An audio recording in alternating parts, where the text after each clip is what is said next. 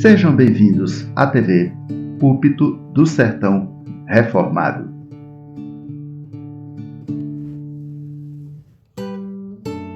Integralmente, quase que integralmente, vamos ler agora só resumidamente ele. Atos capítulo 15.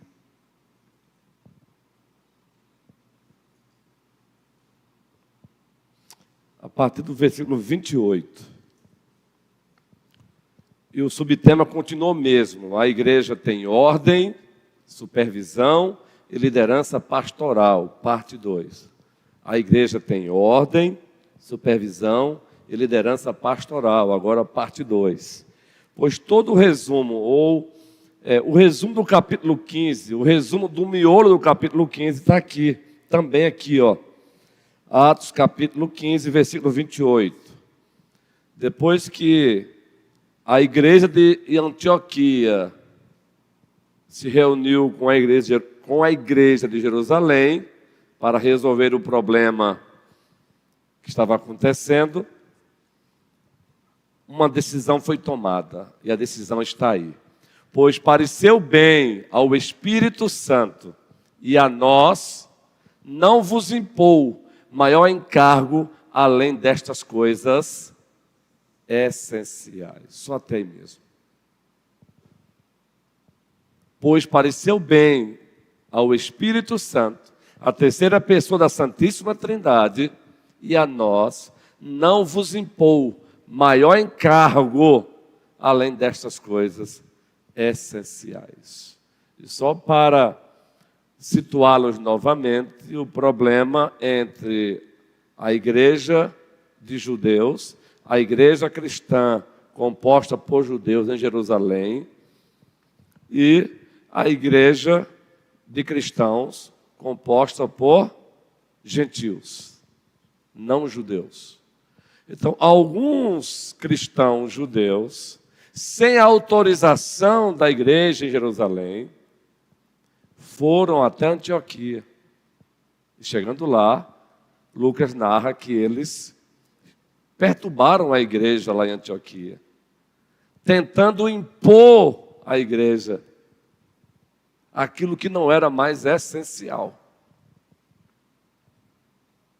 Entende? Exemplo, vocês precisam também passarem pela circuncisão.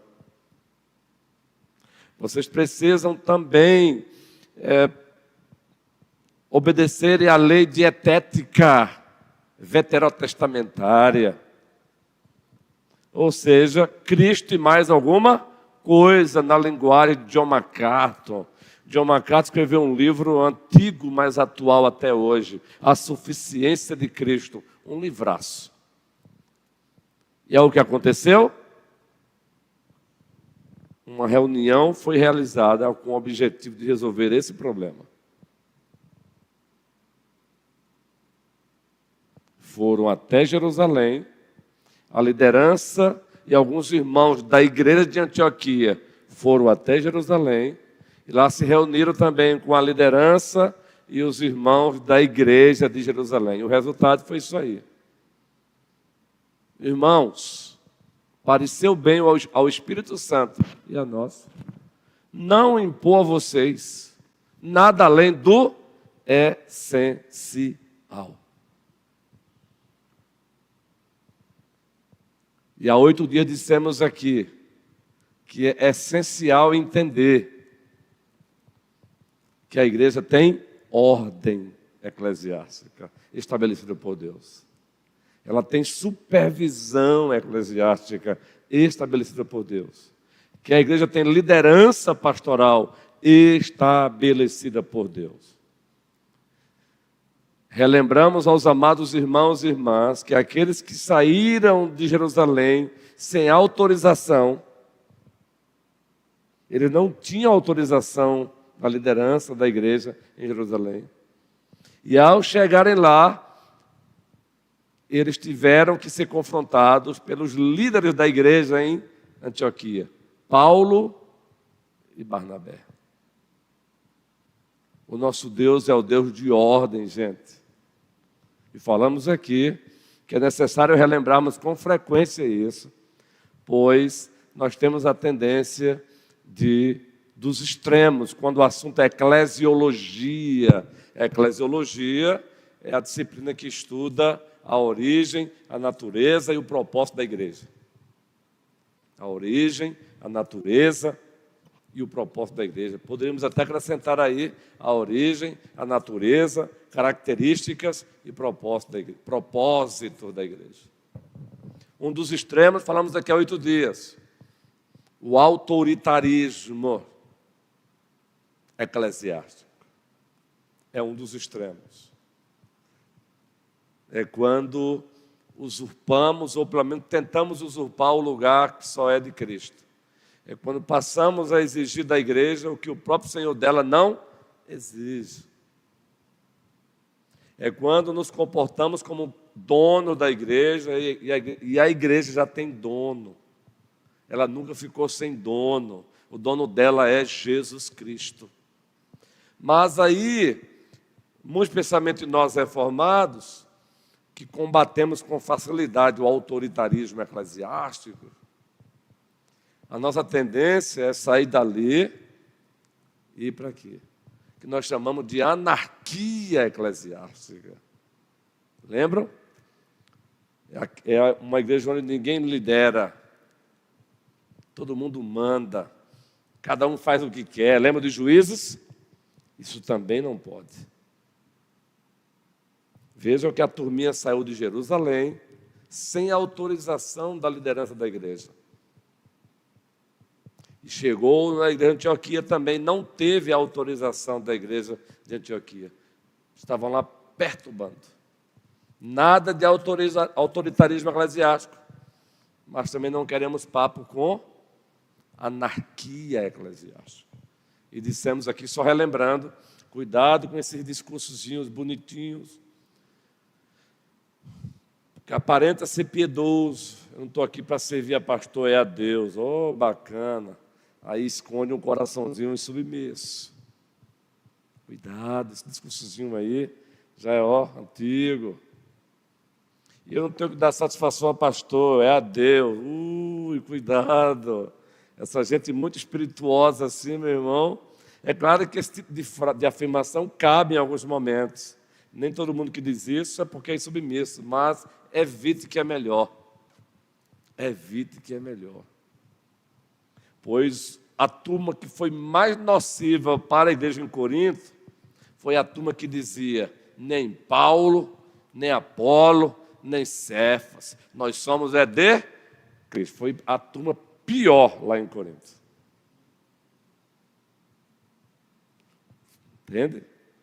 Segundo, o essencial para a igreja é saber discernir a diferença entre tradicionalismo e tradição.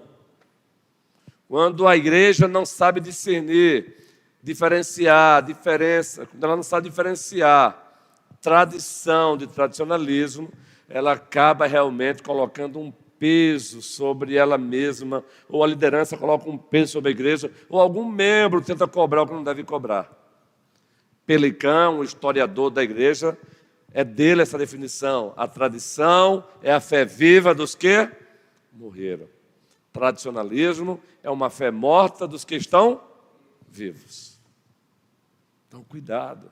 Aqui, por exemplo, só para dar um exemplo, os cristãos judeus queriam porque queriam que os cristãos gentios fossem circuncidados. Eles não entenderam a transição da antiga administração da aliança da graça para a nova. Eles não entenderam a transição da lei dietética, da antiga administração da aliança da graça para a nova. Tudo aquilo ali apontava para Cristo, o antítipo. Os tipos apontavam para o antítipo Cristo. Uma vez que ele veio, a lei cerimonial perdeu a sua força. Ela existe hoje, sim. Pregamos sobre ela apenas para aprofundar o Evangelho. Ela está aqui na Bíblia. Mas não precisamos mais hoje deixar de comer carne de porco, não é? Ela tinha um objetivo. Muito especialmente na antiga administração da Aliança da Graça. Hoje se pensa em tantas outras coisas. Nós falamos aqui há 8 dias que igrejas já se dividiram por conta dos bancos do templo. A igreja cresceu, a igreja avançou, então vamos trocar os bancos? Ah, não, é um absurdo, esse banco foi comprado por papai e por mamãe. Não precisa jogar fora, não. Preserva a história da igreja, agora só que a igreja cresceu, está no século XXI. Os bancos já não são mais confortáveis, estou dando um exemplo, por favor. Cadeiras, já brigaram por cadeiras, não aqui, esta igreja. Estou me referindo que igreja por esse Brasil afora. Ah, aquela cadeira ali foi a cadeira do primeiro pastor da igreja. Não, é imexível, irremovível. Queridos, é possível preservar a história da igreja sem cair na idolatria. É possível. Eu mesmo gosto que se preserve. Eu sonho, agora depois da ampliação, que a igreja tenha um hall aí de um espaço, melhor dizendo, onde se tem a foto dos pastores que por aqui passaram, dos presbíteros, os membros pioneiros. Isso é história. Mostrar para os mais novos. Isso é história. Agora, tem limite, né?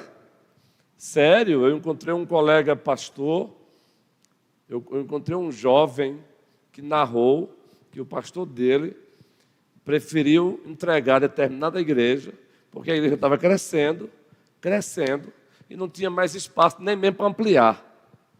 Aí o pastor chegou, reuniu a igreja e disse: gente, vamos vender aqui e comprar um outro terreno em outro lugar. Menino, para quê, guerreiro?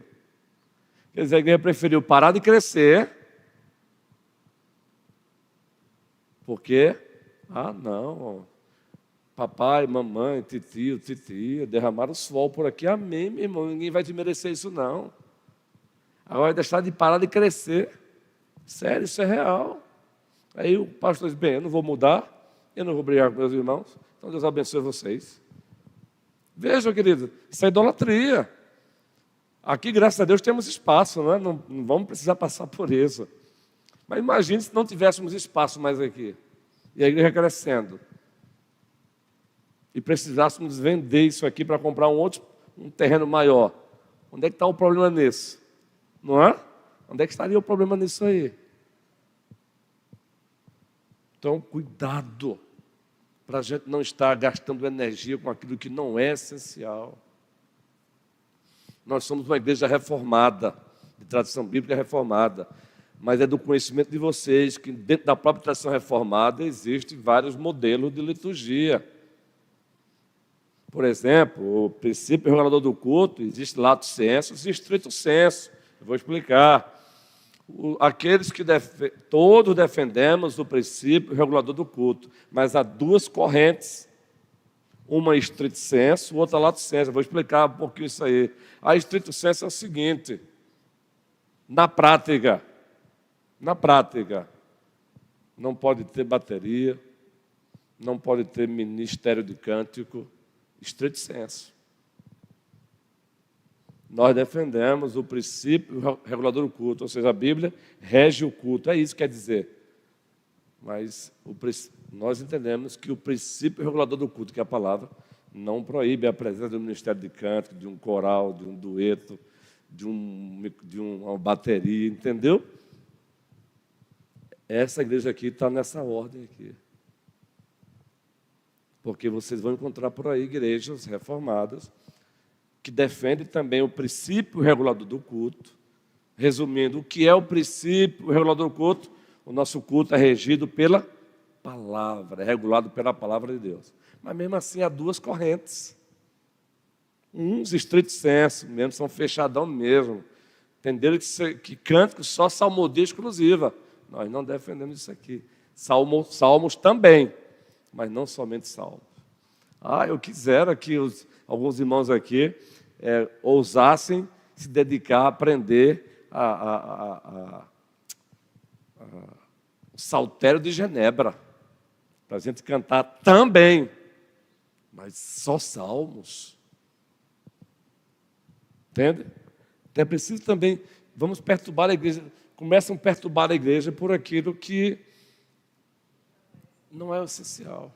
O essencial é que tenha cântico, respaldado nas Escrituras. Agora, nós somos salmodia, defendemos a salmodia inclusiva e não a exclusiva. É lindo cantar os salmos. Existe o Saltério de Genebra, elaborado por João Calvino. É muito difícil de conduzir, mas existe hoje no Brasil salmos harmônicos. Tem uma comissão que trabalha. Como seria bom. Eu espero que no futuro alguns irmãos tentem aprender para ensinar para a gente. Agora, nada de salmodia exclusiva. Então, assim, maturidade. Maturidade. Vamos gastar nossa energia naquilo que é essencial, aquilo que Deus diz, Agora, quando falamos gastar energia naquilo que é essencial, isso não significa que o outro não possa pensar diferente no não essencial. Ele pode pensar diferente e ser respeitado. Entende agora? Por exemplo, como igreja presbiteriana, doutrina de segunda ordem é o modo do batismo. Existe doutrina de primeira ordem, primárias, secundárias, terciárias e quaternárias. Primeira ordem, a doutrina da Trindade, meu irmão. Mexeu aqui, aí não. Doutrina de segunda ordem. Nós não vamos dizer que tal igreja ali é falsa, porque essa doutrina de segunda ordem, por exemplo, o modo do batismo. Nós batizamos aqui por aspersão. Os nossos irmãos batistas batizam por imersão, servo de Deus, igreja do Senhor. Agora, nós vamos continuar batizando aqui por aspersão, é o nosso traço presbiteriano e reformado. Então, o membro vem de uma outra igreja batista, ele não pode querer chegar aqui e querer impor o batismo por imersão, tem que respeitar. Assim também não vamos sair daqui agora e vamos querer que os irmãos batizem por aspersão. Entendem? São igrejas do Senhor. Ou seja, o essencial, ele não impede que a gente tenha os nossos traços particulares da igreja local. Por exemplo, aqui, como princípio de culto, nós inserimos o credo a leitura da confissão. Outras igrejas não inserem, nenhum problema. Nenhum problema. Outras inserem outro tipo de confissão de fé. Fato é, está lá o princípio bíblico. Nós adoramos a Deus também, confessando a nossa fé. Ouve Israel, o Senhor nosso Deus é o único Senhor. Tem igrejas presbiterianas que não batem palmas. Deus abençoe as igrejas presbiterianas que não batem palmas. Vamos brigar com elas por isso? Deixam de ser igrejas por isso? Mas já tem igrejas que determinados cânticos, vou fazer uma observação já, é o nosso caso, a gente bate palmas. Deixamos de ser reformados por isso? Não, meu irmão. Temos que ter essa maturidade cristã, eclesiológica e teológica. E eu estou falando como um pastor que eu passei pela minha fase de infante ministerial. Infância ministerial. Daqueles que brigavam. Tem palma? Não pode. Não pode, não é reformada. Mas você vai amadurecendo, vai lendo os bons livros e vai entendendo que existe o que nós chamamos de questões adiáforas. O que é uma questão litúrgica adiáfora? Se fizer, não peca. Se não fizer, também não peca. Agora, é claro, as igrejas que batem palma têm que ter o bom senso. Nem todo cântico pede palma, não é? Fica até esquisito, não é? Já tentaram bater palma com um cântico que não pede palma? Tira até a harmonia. Mas o cântico pede palma, qual é o problema? Se eu não posso bater palma, então para que violão? Para que bateria? O que é que a bateria faz? Entendeu? Maturidade, gente. Esse é o tipo de assunto, e como professor de teologia do culto e liturgia, inclusive vou lecionar agora IAD, para o Seminário Internacional de Miami aqui no Brasil. Agora em agosto vou lecionar essa cadeira para uma turma, teologia culto reformado. Como é bom você amadurecer, Vera, Ilga, querida. Porque eu ensino, está aqui, ó. Está aqui os princípios de culto reformado. a teologia do culto reformado. Está aqui os modelos de culto reformado. Nenhum problema, irmão, se você quiser seguir essa linha, quiser seguir essa. Só não queira universalizar a prática. Eu não tenho problema com uma igreja que tem salmodia exclusiva, o canto só de salmo. Não. Toda a igreja concorda? Lá, concorda. Nenhum problema. Amém. Agora, não tente universalizar. Chegar aqui e querer que a igreja faça o mesmo. Como também eu não posso querer que as outras igrejas presbiterianas, por exemplo, batam palma. Entende agora? Maturidade cristã. Existe doutrina de primeira ordem, de segunda ordem, exemplo, batismo, modo, aspersão, imersão, efusão. Segunda ordem, forma de governo, nosso governo aqui ele é presbiteriano. Vai ter um governo chamado independente ou batista. Alguns chamam de democrático, mas não vou entrar nesse assunto agora. Tem doutrina de terceira ordem. E tem doutrina de quarta ordem. A quarta ordem é a questão de costumes. Costumes e práticas, é a praxe da igreja. Por exemplo, tem igrejas que os pastores usam o colarinho clerical. Tem uma simbologia linda aquilo. Eu já usei um bom tempo. Quando assumi essa igreja, eu usava também. Parei de usar porque ficaram velhos. Já tem pastores que não usam, tem igrejas que não usam. Nenhum problema também. Então, temos que ter essa maturidade. Aqui usamos ternos. Já tem igreja hoje, pastores hoje que não usam mais ternos. Usam só a camisa. Nenhum problema. Agora, aqui não, tem um extremo, é claro, né? Eu já vejo alguns por aí que aí já é extremo também, né? Os pastores estão indo para o culto como se estivessem indo para um dia de lazer. Aí também não dá. Eu costumo dizer o seguinte, você vai de qualquer jeito comparecer diante do juiz. Quem é que vai para um casamento de qualquer jeito? Levante a mão. Ninguém vai, né? Então, tem coisas que a própria natureza ensina, né, gente? Se um casamento requer solenidade, o culto ao Senhor, de qualquer jeito, especialmente os ministros da palavra, a liderança do Senhor, o bom senso, né, guerreiro? O bom senso. Entenderam agora? E por último, para fechar, por hoje, vejam, a igreja tem ordem, a igreja tem supervisão, e a igreja tem liderança pastoral. Então, é necessária a autorização da liderança para sair e voltar. Segundo, se concentrar no essencial, respeitando a liberdade de pensar diferente no não essencial. Mas terceiro, qual é o objetivo da liderança na igreja? Aí sim, observe aqui. Volte aí agora para o texto, o versículo 41. O 36 primeiro, o 36, vamos ler todo o texto aqui, o 36.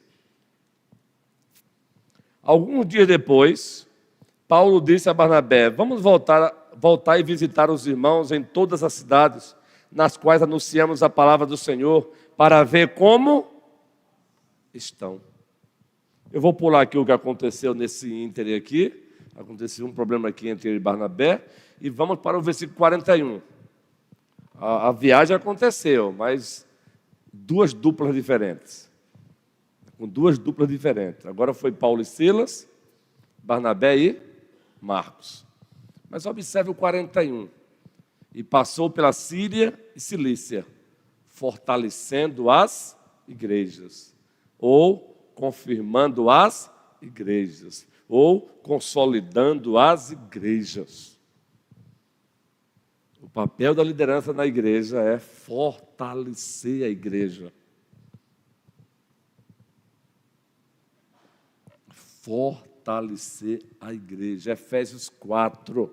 Deus deu uns para apóstolos, outros para profetas, outros para evangelistas e outros para pastores e mestres. Aí de lá, a fim de equipar os santos para a obra do ministério. A fim de equipar os santos. Quem são os santos? Aqui os santos, irmãos. Somos nós. Equipar para o santo. No original, a ideia é equipar, treinar. Para quê? Para a obra do ministério. Queridos, preste bem atenção. No aspecto genérico, todos nós somos ministros do Senhor. Todos nós temos um ministério. O problema é que foi criado na mente da igreja, quando se fala em ministério, pensam apenas no pastor ou no presbítero. Não, queridos. Associe isso com o dom. Servir uns aos outros conforme o dom que recebeu. Então, você ministra na igreja conforme o dom que recebeu. Deus me chamou para ministrar a palavra. Eu sou servo da palavra. Deus pode chamar os presbíteros do governo, os diáconos, servir as mesas. E por aí vai. Tem gente que ministra o ministério de socorro, de misericórdia, e por aí vai. Eu ouvi uma frase esses dias muito bacana. Eu amo quando se resume a eclesiologia, quando se resume o que a Bíblia diz sobre missões. Vários autores usam essa frase, mas teve um que melhorou ela. Ou melhor, refinou. Não melhorou, refinou. Dentro da igreja, somos todos ministros. Fora da igreja, somos todos missionários. Em todo tempo e em todo lugar, somos todos adoradores. Que fantástico, meu irmão. E tem respaldo bíblico.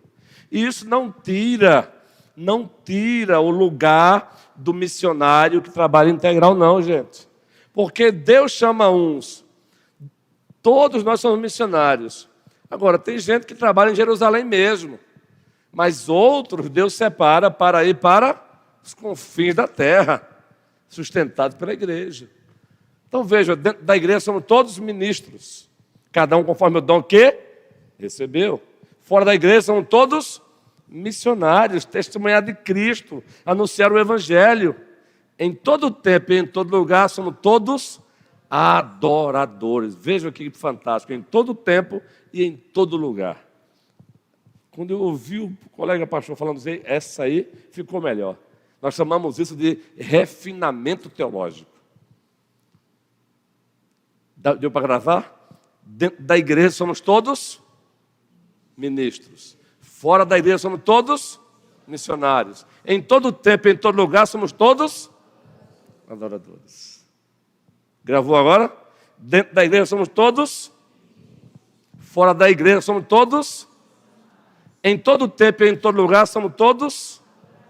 Grave isso. Fala isso para você. Então amanhã, quando você se levantar para ir trabalhar, entenda, eu estou saindo como missionário do Senhor. Eu estou lá para ser luz. Eu estou lá para pregar aos olhos, dando um bom testemunho, e aos ouvidos, aproveitando as oportunidades e falando de Cristo. Querido, é porque criou-se a ideia de achar que falar de Cristo é pregar, é falar palavras bonitas. Não, meu irmão, descreva o teu Senhor.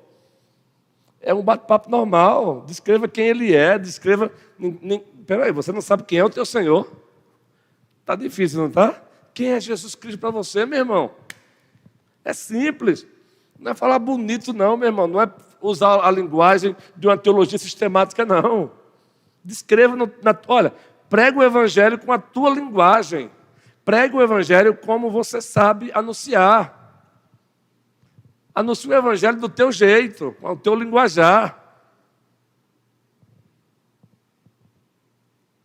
Parece que a gente está numa fase hoje em dia de querer pregar igualzinho, anunciar igualzinho. Não queira anunciar o Evangelho como João Madureira anuncia, como Augusto anuncia, porque tem coisa que ele faz que você não faz, mas tem coisa que você faz que ele não vai fazer nunca. É a diversidade de dons, meu irmão. De dons. Então vamos lá. Dentro da igreja somos todos. Fora da igreja somos todos. Em todo tempo e em todo lugar. Agora coloquemos em prática isso. Que o Senhor nos abençoe. Hoje e sempre. Amém.